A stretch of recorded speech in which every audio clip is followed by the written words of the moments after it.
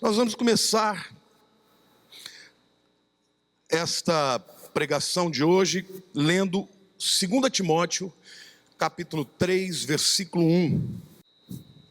O texto diz assim: sabe, porém, isto, nos últimos dias sobrevirão tempos difíceis.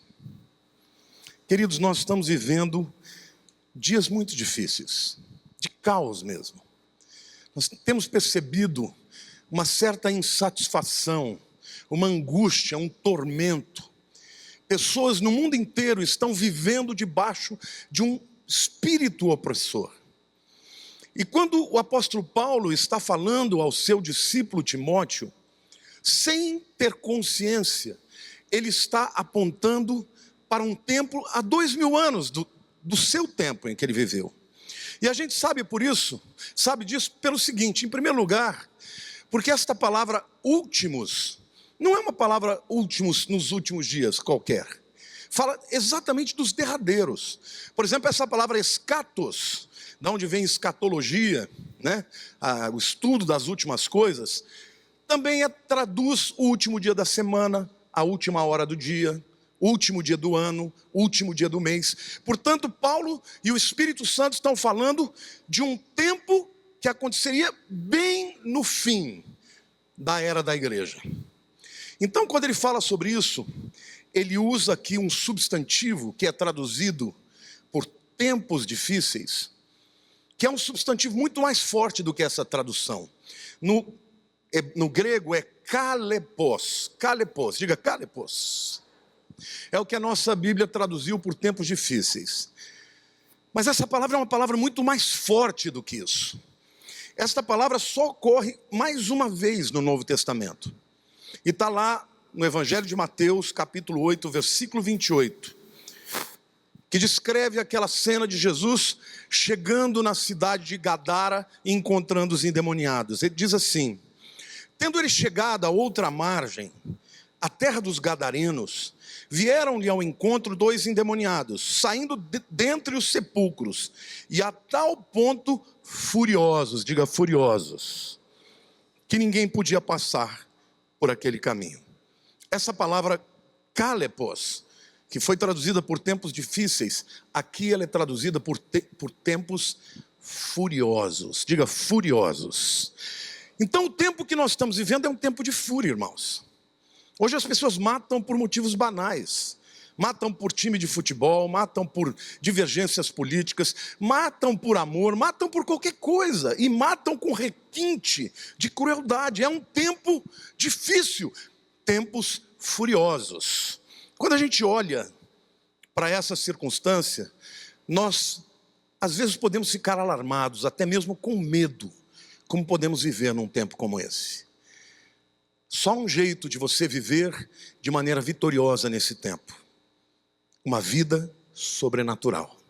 Então diga assim: nos últimos dias, para vivermos em vitória, precisamos de uma vida sobrenatural. Isso significa que Deus tem recursos para você que estão numa outra dimensão. Estão na dimensão espiritual, na dimensão celestial. É uma dimensão onde os instrumentos dos quais você vai se utilizar para vencer esses tempos não são os instrumentos que o homem natural tem. São instrumentos poderosos em Deus. E o objetivo dessa palavra aqui hoje é te equipar, te aparelhar, te preparar para enxergar o tempo em que você vive de uma outra maneira, com outro olhar, para que você tenha mais do que vitória. Amém? Então, quando a gente olha para o texto da palavra de Deus, para a gente entender as características do nosso tempo, que é a primeira parte desta mensagem, a gente vai entender, já que o substantivo foi usado na vida daquele endemoniado, ou daqueles endemoniados, a gente vai ver um pouquinho da história dele, para descobrir que tempo é esse que a gente vive, porque são tempos semelhantes. Em primeiro lugar, como disse, um tempo de fúria. Mateus 8, 28 diz: saindo dentre os sepulcros e a tal ponto furiosos, que ninguém podia passar por aquele caminho. Você já viu alguém enfurecido? Qual é a característica de uma pessoa enfurecida? Ela está razoável? Ela está no controle? Ela está sendo dominada, tá ou não? Pelo quê? Pelo ódio. Então, hoje nós vivemos num tempo de fúria, irmãos, porque no fundo as pessoas estão com dor na alma. As pessoas estão mais do que com mágoa, mais do que com ressentimento, mais do que com raiva, mais do que com ódio. As pessoas, por nada, elas extravasam a sua fúria e as consequências muitas vezes são funestas e terríveis. A segunda característica daquele homem, o texto diz lá em Marcos, que é o texto paralelo, 5, 1 e 2, diz assim: entremente chegaram a outra margem do mar, a terra dos Gadarenos. Ao desembarcar, logo veio dos sepulcros ao seu encontro um homem possesso de espírito imundo. O texto diz que ele vivia onde? Nos sepulcros. O espírito de morte dominava aquele homem. Ele não conseguia viver uma vida normal, uma vida natural. Ele não conseguia, ele precisava estar vivendo no lugar dos mortos, nos sepulcros. Esta é uma sociedade que está vivendo debaixo do espírito de morte. Vocês sabem que os filmes que mais são os blockbusters, os que mais vendem, sabe quais são? Vampiros, mortos-vivos ou zumbis. Não é isso? Tudo que é bizarro, tudo que é morte. Filmes que exaltam e as bilheterias explodem. Por quê? Porque as pessoas estão debaixo desse espírito de morte. Você pode achar, não, isso é só entretenimento. Não, isso é uma evidência. Quando alguém se atrai pela morte, é porque está debaixo da opressão do espírito de morte. Isso tanto é verdade, irmãos, que nunca houve tanto suicídio na vida. Hoje existem jovens, adolescentes se suicidando, fazendo jogos na internet e filmando exatamente o momento em que se enforcam, que se dilaceram, se matam. Espírito de morte. Nós estamos vivendo debaixo de uma atmosfera de morte. Por isso, calepos. Por isso, tempos difíceis, furiosos, espíritos de morte. Esse é o tempo que nós estamos vivendo. Terceira característica desse tempo, a Bíblia diz que ele estava possesso por espíritos imundos. Diga imundos. Sabe, espírito imundo na Bíblia, toda vez que aparece, essa palavra está ligada à sensualidade. Nunca nós tivemos a proliferação da imoralidade, da pornografia, como nos dias de hoje. Na minha época de juventude, eu já fui adolescente, e quando eu queria comprar alguma coisa para ver uma revista de mulher pelada, desculpem, tá? Não se ofendam, eu já fiz essas coisas. A gente ia com os amigos na banca, e a gente morria de vergonha. A gente chegava lá, pedia uma revista de esporte, pedia um negócio assim, e aí pedia no meio a revista de mulher pelada. Mas era uma coisa muito difícil para a gente. Não era algo fácil. Hoje existem crianças de 8 anos de idade que já estão viciadas em pornografia, porque têm acesso direto à internet livre, grátis. Os pais vão dormir, acham que o filho está dormindo, ele está, na verdade, poluindo a sua mente com esse espírito de imoralidade. Queridos, eu tenho aconselhado muitos casais cuja vida está sendo destruída, porque ambos estão se entregando à imoralidade. Olhe para a pessoa do teu lado e diga: isso não fica impune.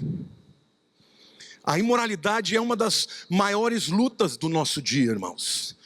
Casamentos onde o marido não consegue mais ter uma relação natural com a mulher.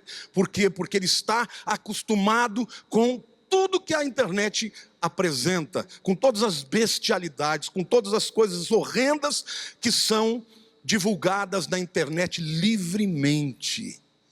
E muitos, inclusive pastores, vivendo debaixo deste espírito, desta cadeia. Espírito de imundície é o que acontecia na vida daquele homem. A quarta característica do nosso tempo, irmãos, são espíritos incontroláveis. Marcos 5, 3 e 4 diz assim: o qual vivia nos sepulcros e nem mesmo com cadeias alguém podia prendê-lo, porque tendo sido muitas vezes preso com grilhões e cadeias, as cadeias foram quebradas por ele e os grilhões despedaçados, e ninguém podia subjugá-lo. Aqui tem duas palavras, uma é prender, del, que é literalmente prender com cadeias, e nem mesmo as cadeias podiam segurá-lo, porque ele tinha uma força sobre-humana. E a segunda palavra é damaso, no grego, que traduz ninguém podia subjugá-lo, mas essa palavra significa literalmente domar o animal, controlar o animal. Portanto, essa pessoa era incontrolável. Você já percebeu que hoje nós vivemos nesse tempo? Você já percebeu que hoje as pessoas não se submetem a nada ou a ninguém? Se a Bíblia diz, eles dizem, não concordo. Essa verdade pode ser boa para você, mas não é para mim. A Bíblia não segura. A lei não segura. A moral não segura. O temor não segura. São pessoas incontroláveis. Fazem o que querem e chamam isso de liberdade. Mas, queridos, isso não é liberdade, porque este é um tempo de prisões. Pessoas que, por acreditarem poder fazer o que quiser para serem livres, na verdade se tornam cada vez mais presas espiritualmente. Olhe para a pessoa do teu lado e diga: a Bíblia diz que a verdade vos libertará. Se pois o Filho vos libertar, verdadeiramente sereis livres. Amém, igreja? Então, para que nós sejamos livres, nós temos que ser dominados e dirigidos pela verdade, pela palavra de Deus. Amém, igreja? Mas é um tempo onde as pessoas são literalmente incontroláveis. Fazem o que querem. Não se submetem a nada ou a ninguém. Em quinto lugar, o texto fala que é um tempo de autoflagelação. Marcos 5,5 diz que ele andava sempre de noite e de dia, clamando por entre os sepulcros e pelos montes, ferindo-se com pedras. Como que alguém pode se ferir? Qual é o prazer disso? Hoje você tem um nome para isso: sadomasoquismo. A pessoa tem prazer em imprimir dor no outro e tem prazer em receber dor. Autoflagelação. Vocês não têm ideia de quantos adolescentes se cortam, irmãos. E muitos até filhos de crentes estão se cortando. Estão se flagelando. Este é o tempo em que nós vivemos. Quando a palavra de Deus diz que são tempos difíceis, esse calepós significa isso tudo, é muito mais do que difícil. São tempos duríssimos, de fúria, de morte, de autoflagelação, tempos que só podem ser vividos de maneira vitoriosa se nós entendermos qual é aquilo que Deus, qual é a verdade sob a qual nós devemos estar, aquilo que deve pautar a nossa vida, as nossas decisões. Quantos aqui querem nessa manhã serem livres desse espírito difícil desse tempo? Amém? Diga amém. E por último lugar, tempos de nudez ou de vergonha. Em Lucas 8:27 diz: havia muito não se vestia, nem habitava em casa alguma, porém vivia nos sepulcros. Por que será que as pessoas querem tanto mostrar sua nudez? Hoje em dia, a nudez é até chamada de arte. Existem amostras de arte que um homem nu fica lá, peladão. Para quê? Pessoas vão lá e toquem nele. O que é isso, irmãos? Isso é um tempo de rebelião contra Deus. Então, a igreja, mais do que nunca, tem o chamado, a obrigação, a necessidade para entender o tempo em que vive e ser sal da terra e luz do mundo, para transformar, porque ainda há muita gente para ser resgatada destes espíritos que amarram, manietam, subjugam, escravizam. Amém, igreja? Olhe para a pessoa do teu lado e diga: Deus tem um chamado para você. Por último lugar, o texto fala de tormento. Que tenho eu contigo, em Lucas 8:28. Jesus, Filho do Deus Altíssimo, rogo-te que não me atormentes. Quando pessoas que estão debaixo desta opressão se submetem à presença de Deus e de Jesus, se sentem atormentadas. Mas nós vivemos num tempo de tormento, de angústia, de tristeza, de depressões profundas, de lutas na mente, lutas na alma. As pessoas mais do que nunca estão aprisionadas. 99% das pessoas que me procuram para falar de tormentos da alma, de lutas na alma, de tentações, de pensamentos que não conseguem se livrar. Por quê? Porque este é um tempo de tormento, irmãos. É o tormento que vem do medo, é o tormento que vem da culpa, é o tormento espiritual que vem para tornar essas pessoas ainda mais subjugadas e em cadeias. Mas diga assim: a vida sobrenatural do Espírito Santo nos dá vitória sobre isso. Glória a Deus.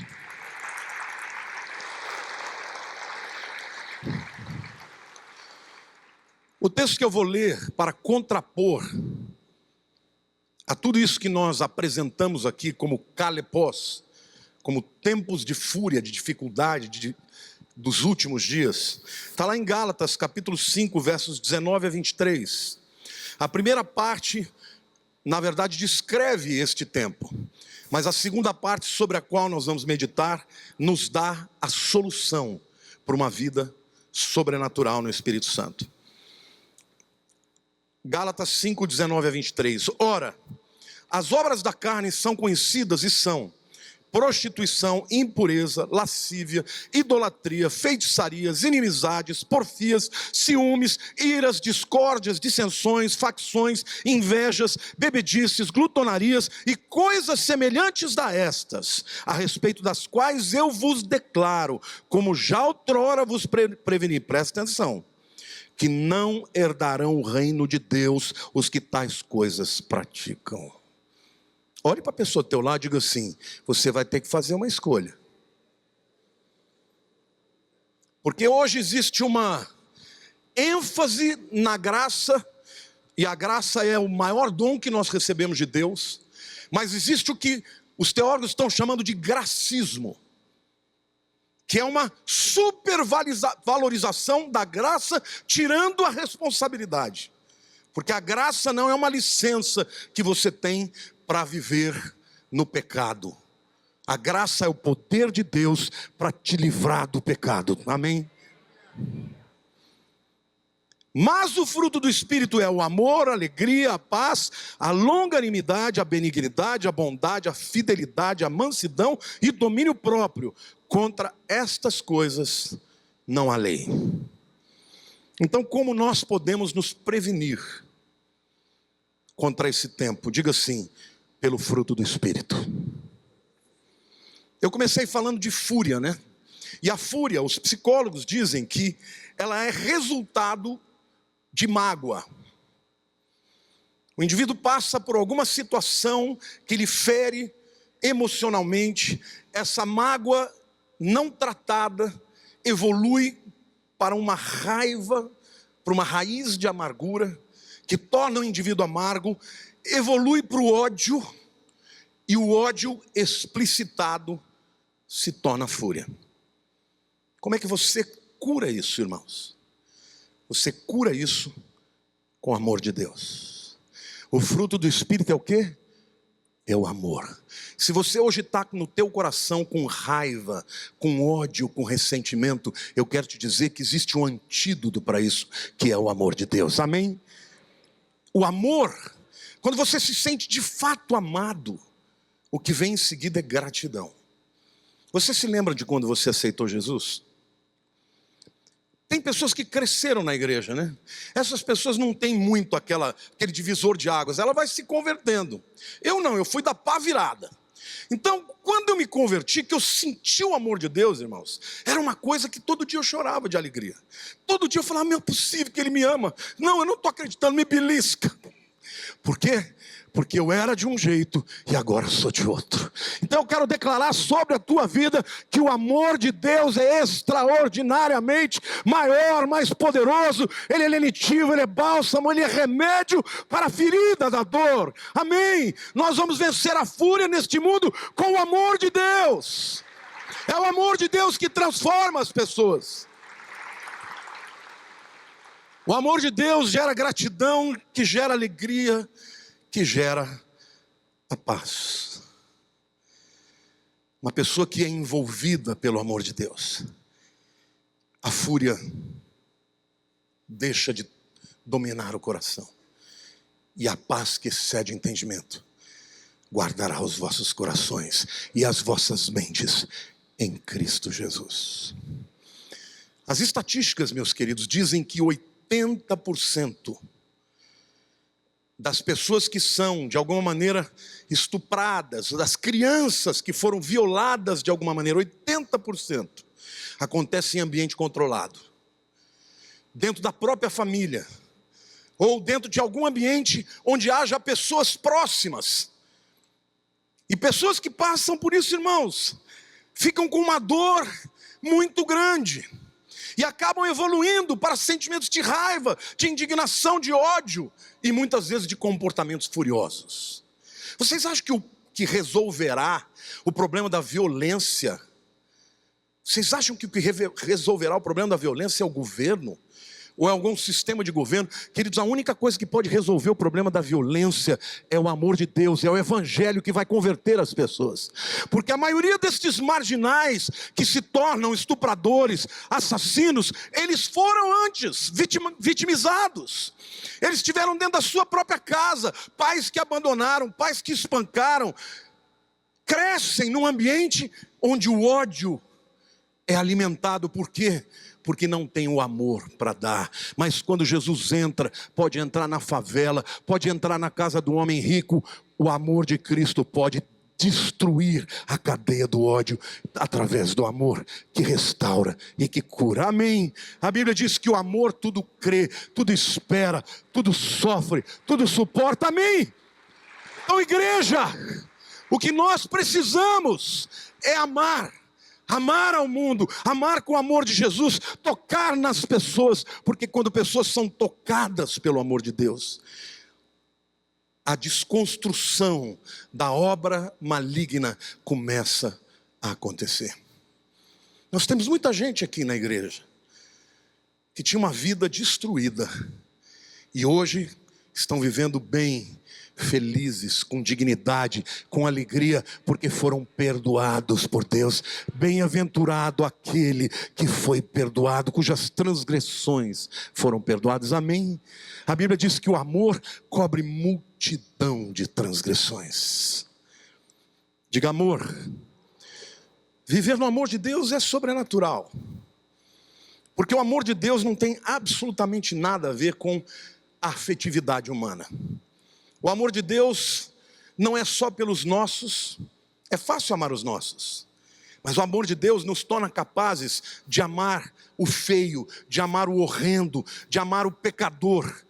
E é isso que a Bíblia diz: Deus prova o seu amor para conosco pelo fato de ter Cristo morrido por nós, sendo nós ainda pecadores. Olhe para a pessoa do teu lado e diga: é o amor de Deus que vai curar a fúria na tua casa. Se hoje há ressentimento, se há raiva dentro dos relacionamentos, às vezes entre pais e filhos, filhos odiando pais por causa de pais violentos, pais odiando os filhos por causa de desonra. Mas eu quero dizer que hoje Deus tem para a tua vida restauração. Mergulhe no amor de Jesus, porque o amor liberta, o amor restaura, o amor renova.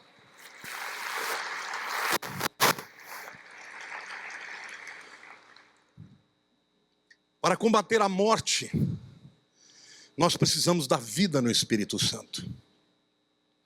Queridos,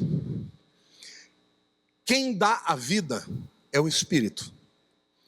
Lá no livro de Gênesis, quando fala que Deus criou os céus e a terra, tem uma figura interessante. Diz que o Espírito Santo pairava sobre as águas. Esta palavra no hebraico significa literalmente bater asas. É como se o Espírito Santo estivesse como um helicóptero, planando e soprando sobre as águas. Logo em seguida, a vida vem à terra. Olhe para a pessoa ao teu lado e diga assim: quem gera a vida é o Espírito Santo. Nós precisamos da vida no Espírito Santo. Jó 33, versículo 4 diz assim: o Espírito, Ruach, me fez, e o sopro, Neshama, do Todo-Poderoso me dá vida. Neshama significa hálito, respiração. O que Jó está dizendo é que quem deu vida para ele foi o Espírito de Deus. Querido, quando alguém diz sim para Jesus, a Bíblia diz que outrora estávamos mortos nos nossos delitos e pecados, e Ele nos deu vida. No momento em que você diz sim para Jesus, o Espírito Santo sobra vida sobre você. Eu quero declarar vida sobre a morte, vida sobre a morte da tua alma, vida sobre a morte do seu espírito, vida sobre a morte das suas emoções, vida sobre as suas lembranças. Ainda que Satanás tenha trabalhado para construir fortalezas de morte, eu quero declarar sobre você que o Espírito de Deus vai produzir vida no teu coração. Amém, queridos? Jesus deixou claro: você tem que nascer da água e do Espírito. O nascimento da água é um nascimento, alguns dizem que é a palavra, eu creio que é um nascimento físico, porque a água representa a vida, mas nascer do Espírito é um nascimento espiritual. Olhe para a pessoa do teu lado e diga assim: se você tem Jesus, a vida está sobre você. A Bíblia diz que quem ressuscitou Jesus dos mortos foi o Espírito Santo de Deus. Querido, não tem poder de morte que já não tenha sido destruído pelo Espírito Santo de Deus. Então eu quero declarar sobre a tua vida: não viva sobre a égide, sob a tutoria, sob a opressão, sob o subjugo de morte, porque nós temos o Espírito de vida que nos ressuscitou juntamente com Cristo. Amém, igreja? Glória a Deus, diga: eu sou vivo. Amém? Então, viva no Espírito.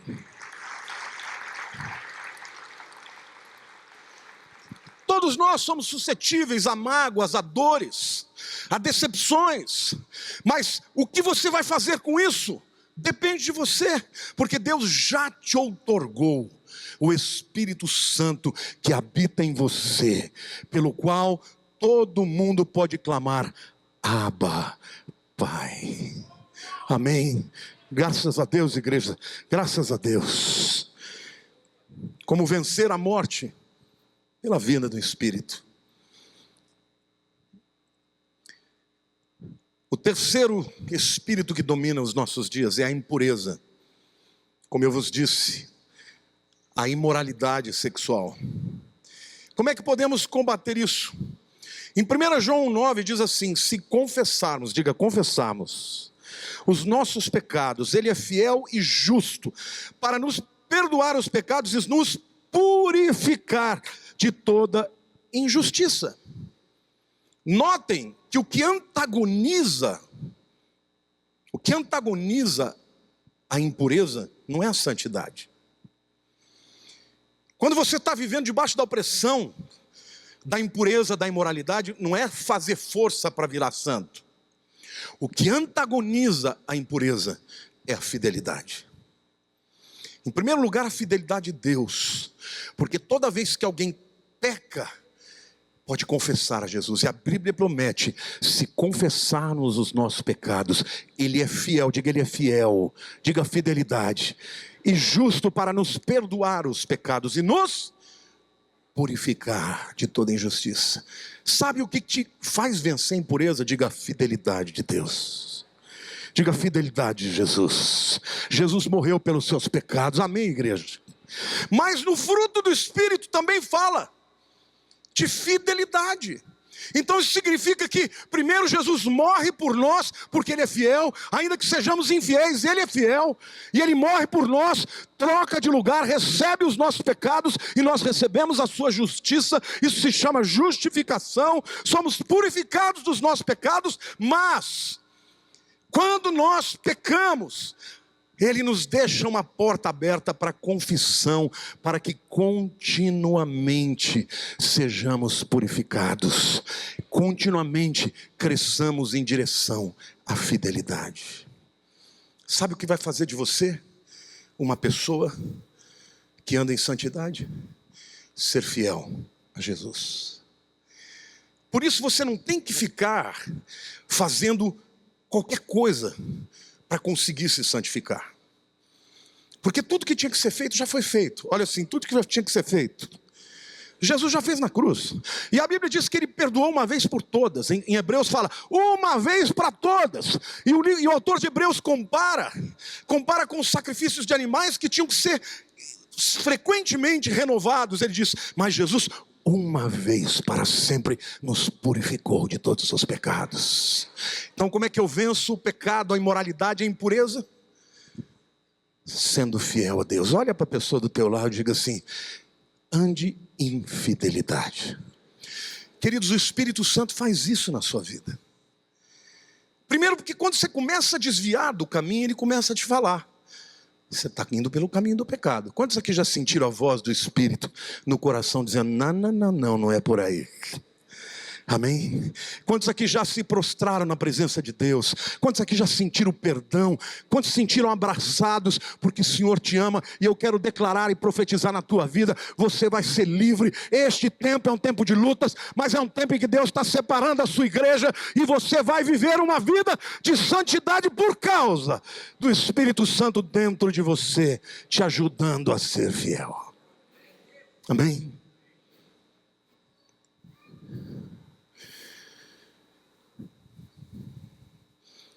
Em quarto lugar, espíritos incontroláveis.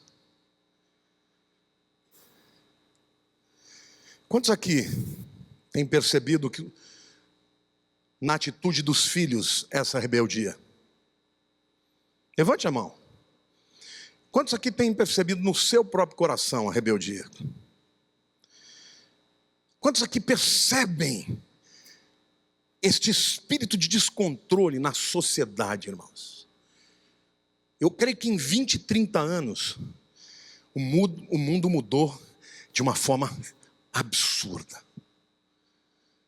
Isso é resultado destes espíritos demoníacos que estão entrando na sociedade através da cultura, através do cinema, através da educação, através das manifestações populares, o ódio, a rebeldia. Eu tenho que quebrar as regras, não basta viver para mim, eu preciso impor aquela nova maneira de viver, de agredir a sociedade, acreditando que esta liberdade é positiva.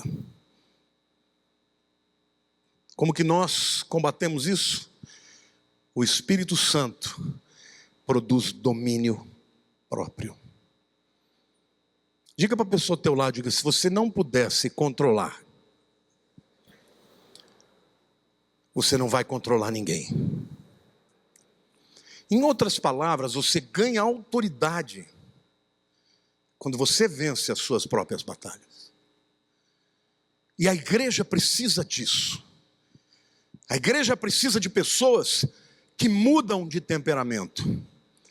Eu era mentiroso, isso eu nunca fui, mas os que eram mentirosos deixam de ser. Os que eram violentos deixam de ser. Os que eram lascivos deixam de ser. Por quê? Porque estão buscando o enchimento do Espírito Santo, que traz como fruto e consequência domínio próprio. Em quinto lugar, a autoflagelação. Mais uma vez eu digo que a autoflagelação só pode ser combatida pelo amor e pela vida do Espírito.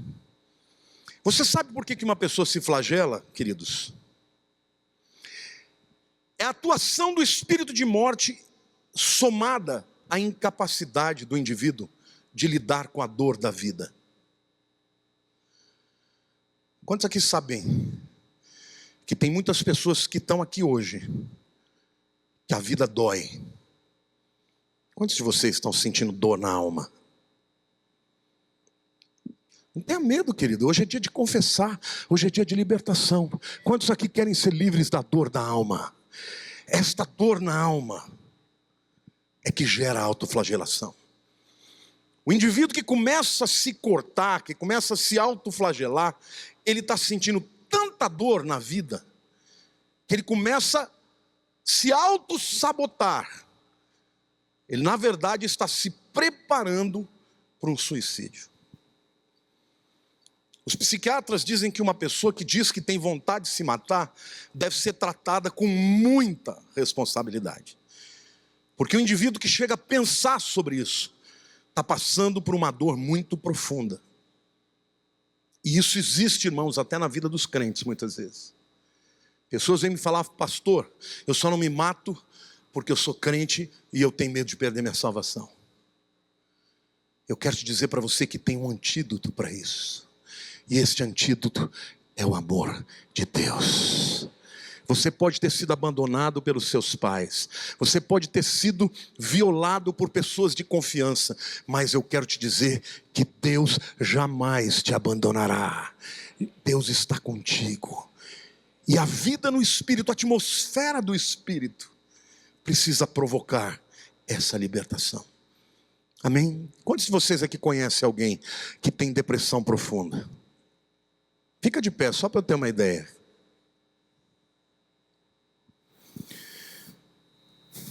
Olha quantas pessoas conhecem alguém que tem depressão profunda. E uma pessoa que tem depressão profunda, queridos, pode sentar, ela tem vontade de se matar. E muitas vezes ela precisa de um remédio, porque o remédio vai de alguma maneira equilibrar a química, mas não basta a química, o remédio jamais curará a doença. O remédio, ele é muito bom para diminuir a dor. Mas o que cura uma depressão profunda é o amor de Deus, sobrenatural. Amém, irmãos?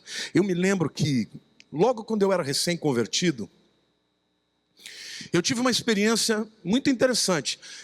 Todo lugar que eu entrasse, que tivesse um endemoniado, a pessoa manifestava e ficava liberta, eu não precisava fazer nada.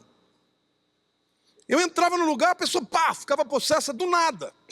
E eu comecei a achar que era o cara. Eu falava, demônio eu trato no pontapé. Novo convertido, irmãos, achando que eu era o cara. Um dia, eu estava deitado na minha cama, começaram a vir imagens de demônios contra a minha vida e contra a minha mente. E eu comecei a pensar coisas horrorosas de Deus, horríveis. Literalmente xingamentos vinham na minha mente de Deus. E ao mesmo tempo que ele lançava aquilo, ele dizia, agora você perdeu a sua salvação. Imagina, um menino que não sabia nada de teologia, estava achando que eu tinha perdido a salvação. Eu me lembro um dia que ele falou assim, a dor, eu passei uma semana sem dormir. E não tinha coragem de contar para ninguém, de tanta culpa. Eu subi na janela do meu prédio, 10º andar, e ele falava, pula, que isso vai amenizar a sua dor. Eu me lembro que naquele momento, eu quase fiz, e eu pulei para trás, eu falei, Deus, eu sei que eu não sou digno. Se o Senhor quer me mandar para o inferno, vai mandar, mas eu não vou antes. E fiquei pedindo e clamando por perdão. No dia seguinte, o meu irmão me ligou, o Caio. Eu nem sei se ele morava em São Paulo naquela época, mas ele ligou e falou, o Espírito de Deus me mandou ligar para você. E Deus me mandou te dizer uma coisa, que Ele tem uma obra muito linda na sua vida, mas você nunca se ensoberbeça. Sempre esteja humilde na presença de Deus, porque senão o inimigo vai te destruir. E quando ele foi falando aquelas palavras, irmãos, eu comecei a chorar. E comecei a lavar minha alma. E quanto mais eu chorava, mais liberto eu estava. Nunca mais eu tive aquela sensação. Foi o amor de Deus. Quando eu percebi o quão pecador eu era, E tive medo de perder a coisa mais preciosa que eu tinha na minha vida, que era o meu relacionamento com Deus. Quando eu senti o amor dele e a aceitação dele, a despeito de todos os pensamentos ruins que eu tinha tido. Aquele amor limpou a minha alma. E por isso que muitas vezes vocês me veem chorando de alegria quando eu falo de Jesus, porque, queridos, uma coisa que eu tenho certeza absoluta é do amor dele pela minha vida. Ele me ama, mas ele me mandou dizer hoje, nesta manhã, ele te ama e te ama tanto que ele deu a vida por você. E a Bíblia diz que uma alma vale mais que o mundo inteiro. A Bíblia diz que o pastor deixa 199 ovelhas para buscar uma ovelha. Esta ovelha é você. Você é amado pelo Pai. Você pode chamá-lo de papai. Não importa o pecado que você tenha cometido, há perdão para você, porque ele te ama. Amém, igreja? Aplauda mais. Eu declaro libertação sobre a tua alma nesta manhã.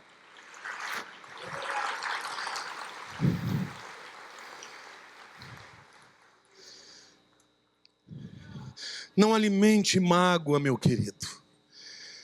Não fique lembrando das coisas ruins. Não se lembre das coisas que lhe fizeram. Se lembre do que Deus te fez. Porque se você andar em amor, não haverá lei contra você. Quem anda no Espírito não tem lei.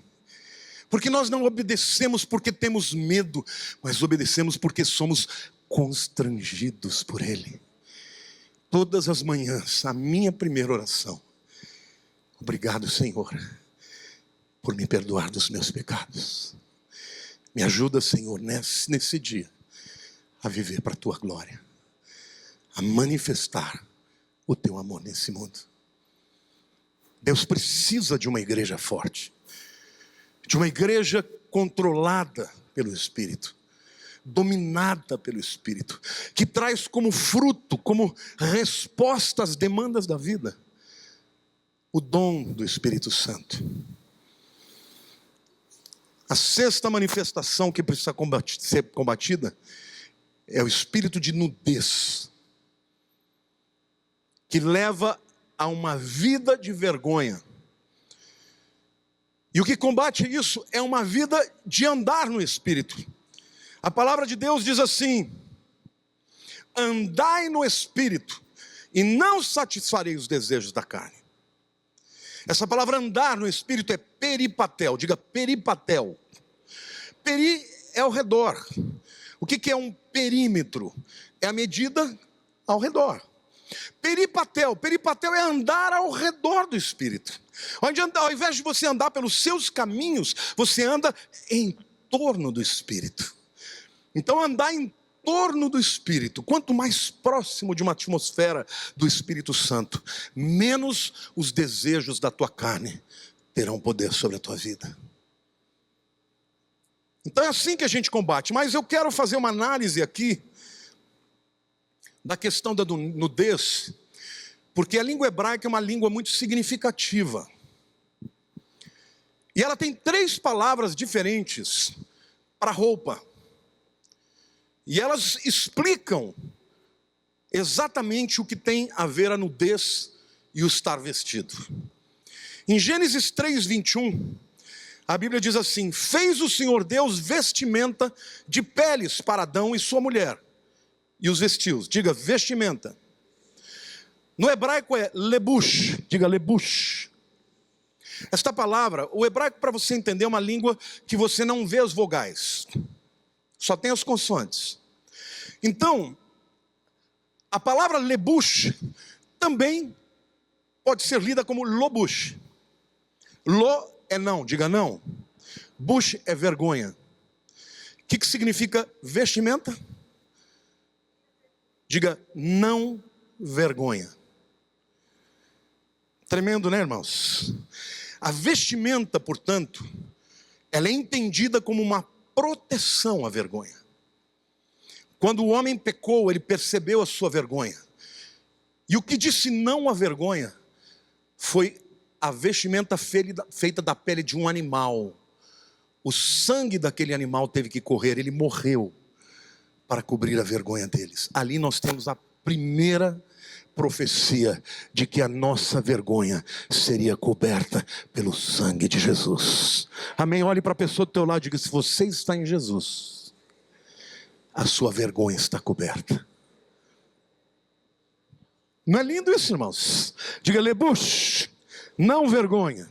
A segunda palavra hebraica para roupa, e aqui não é vestimenta mais, mas é roupa, é beged. Se você for a Israel, você fala ani tzarich liknot begedim. Eu preciso comprar vestimentas, t-shirt, camiseta. Diga begedim. Begedim é um plural, vem de beged. O que significa beged? Mais uma vez, é igualzinho escrito bagad. Diga bagad, que significa rebeldia ou traição. Em outras palavras, como Adão e Eva se rebelaram e traíram a Deus, eles precisavam ser cobertos de roupa para inutilizar a sua rebelião e a sua traição. Por que as pessoas hoje estão se despindo como sinal de rebeldia, de rebelião? Olhe para o lado e diga assim: a rebelião é como o pecado de feitiçaria. Queridos, o pecado de Lúcifer foi a rebelião. E não se iludam, uma sociedade que se rebela contra a Bíblia, contra os costumes judaicos cristãos, é uma sociedade que está sendo conduzida pelo próprio rebelde original, que é Satanás. E a terceira palavra para roupa ou para vestimenta, aqui no caso é capa. Diga meil. Esta palavra pode ser lida exatamente igual a ma'al, que significa profanar. Como Adão e Eva profanaram e desrespeitaram a Deus e profanaram o seu nome, precisaram se cobrir. Então esse espírito de nudez que nós vemos hoje, irmãos, no cinema, na televisão, nada mais é uma expressão de rebelião, de traição, de profanação da vontade de Deus.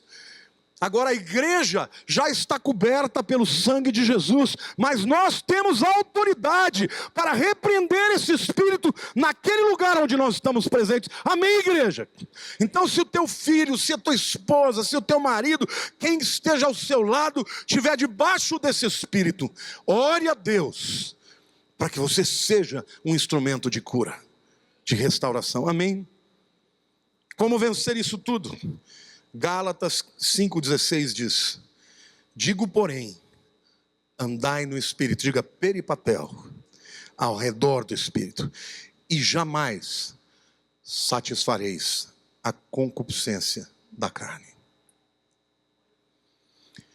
Você acha que é possível vencer a carne por si mesmo? Deixa eu falar uma coisa para você. A Bíblia diz que você expulsa demônios, resiste o diabo, mas foge da mulher adúltera. Ou do homem adúltero, né? Olhe para a pessoa ao teu lado e diga assim: essa é uma luta que você não pode vencer. Você tem que fugir. Amém? Como é que você vence? Foge. Foge. Tem gente, meu querido, que está doido para pecar. Sabe aquela coisa do namorado que fica perguntando assim: até onde eu posso ir? Pode isso, pode isso. Hoje essas coisas não existem mais, né? Mas no meu tempo existia. Hoje a molecada já pode tudo. Eles já cruzaram a linha faz tempo. Mas veja, deixa eu dizer para você: se você ficar andando no limite, você vai cruzar o limite. Então você está aqui, é um precipício. Vamos supor que aqui tenha um cliff aí de 1000 metros. Eu não vou ficar andando aqui. Se isso aqui fosse um cliff de 1000 metros, eu ia andar aqui, ó. Por quê? Porque uma hora ou outra você vai cair. Quantos aqui querem vencer a carne? Querida, a coisa mais linda que pode haver é um relacionamento saudável entre um homem e uma mulher de Deus que se amam e que vivem um para o outro, para a glória de Deus. Não coloque em risco o teu casamento. Não coloque em risco a tua vida com Deus. Passe longe disso.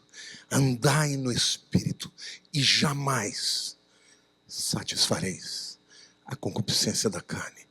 Quanto mais longe você vai, mais perto de cair está. E quando cai, vem a culpa, vem o domínio, vem a cadeia. E é por isso que tem muitos crentes vivendo uma vida espiritual miserável. Quantos creem que podem viver essa vida sobrenatural? E por último lugar, o tormento. Como é que se combate o tormento? Uma vida atormentada, uma vida de angústia, uma vida de culpa, uma vida de insatisfação. Você já viveu algum momento na sua vida em que nada estava bom? Você está comendo uma comida gostosa, ai que droga. Você entra na tua casa, quer ir embora. Está no trabalho, quer abandonar o trabalho. Está atormentado na sua mente. Já viveu assim? A Bíblia diz assim, 1 João 4,18: no amor não existe medo. Antes, o perfeito amor lança fora o medo. Ora, o medo produz tormento.